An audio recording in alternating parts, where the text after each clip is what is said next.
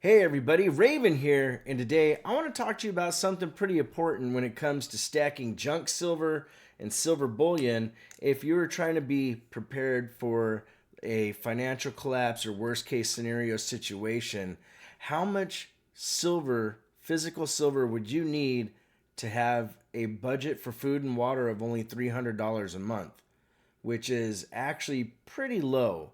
To be honest, $300 a month is kind of skinny. So, in the end of this, just basically double the numbers. We'll talk about that as we go through. But I figured if it's yourself and one person, you could survive pretty long if you were, pretty smart with how you're doing your trades.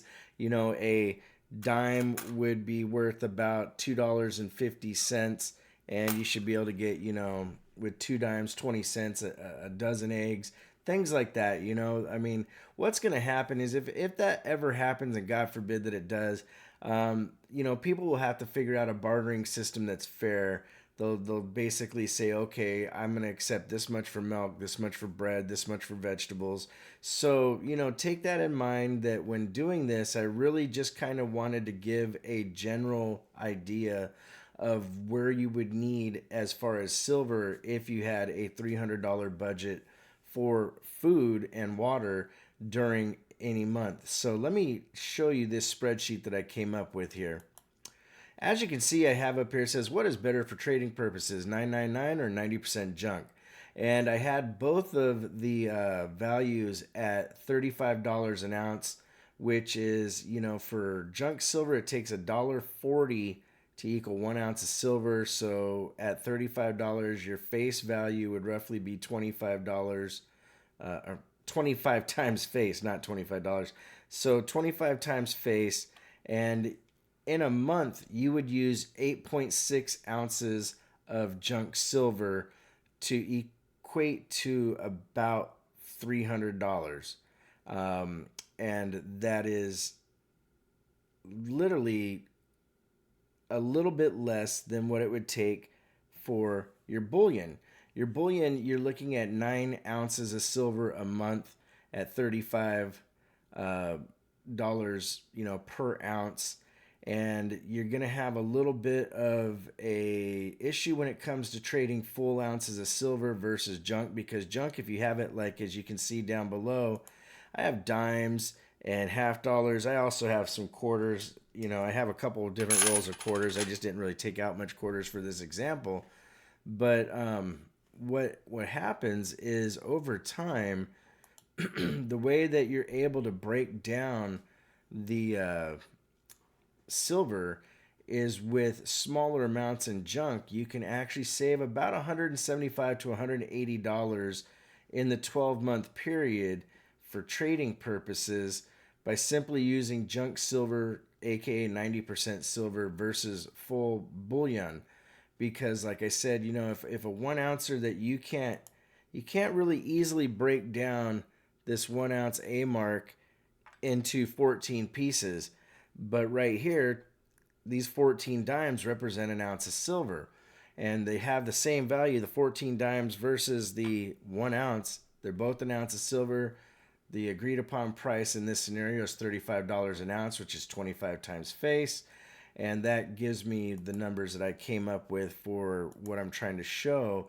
And so, really, this is why junk silver is a better trade in a worst case scenario, because over time, you will have literally more silver to trade with. And that $180, if we just went with a $300 budget, is literally half of a month of food for somebody, food and water, in a 12-month period. So you have an ability to last a little bit longer. Your silver goes a lot more further. And if we go back to the spreadsheet here, it would literally, in a 12-month period, like I said, save you about $180. I rounded up, so that's why I said 175 to 180. I didn't want to have a bunch of, 5 digits past the decimal or whatnot, so I went to 1 digit past on the ounces of silver that would be used.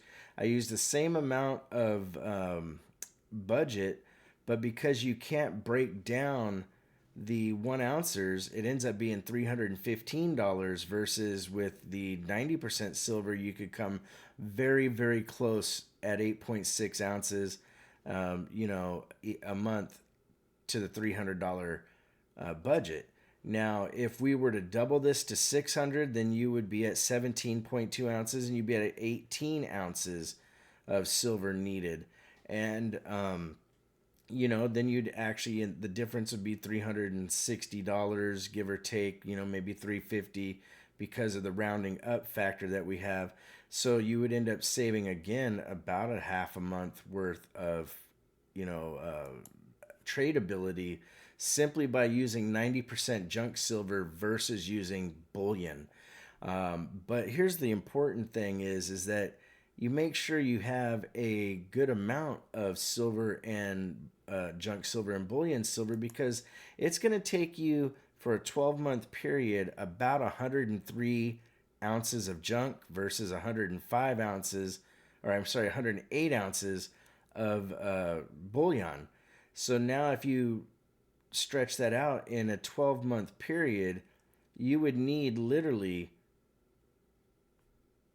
1,200 and plus ounces of either one. And you know what? Actually, if I do the math real quick, if I take the 103 times 12, that gives us 1,236 ounces needed for, literally a 12-year period. And so, if you're expecting the worst case scenario to last a lot longer than we think, that would be the way to go. If you're wanting to do a 10-year period, so we do 103 times 10, we're 1,030 ounces per year in junk, or 1,080 ounces in bullion. Now, I know I paused a little bit trying to get the information there for you, but I wanted to be accurate and let you guys know what I really think you need to be. So, if you keep that in mind, that 104 to 110 ounces for either one, is a safe bet, just in case there's some fluctuation, you'll be okay.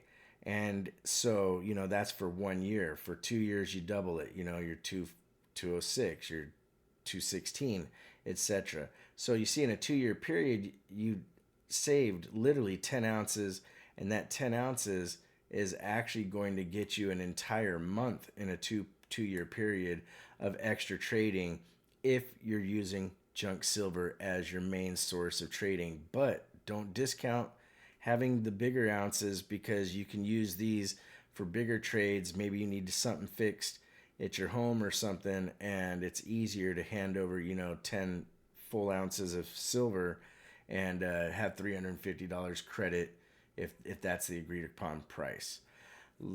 If you like this kind of video, please let me know down below. I'm sorry about a couple of the pauses and whatnot, but if you want to correspond, it's ravenhawkcoins@gmail.com. Our P.O. Box is 721-296, Norman, Oklahoma, 73070. Like always, please make sure to take care of one another. We'll see you real soon. Ravenhawk Coins, have a great day.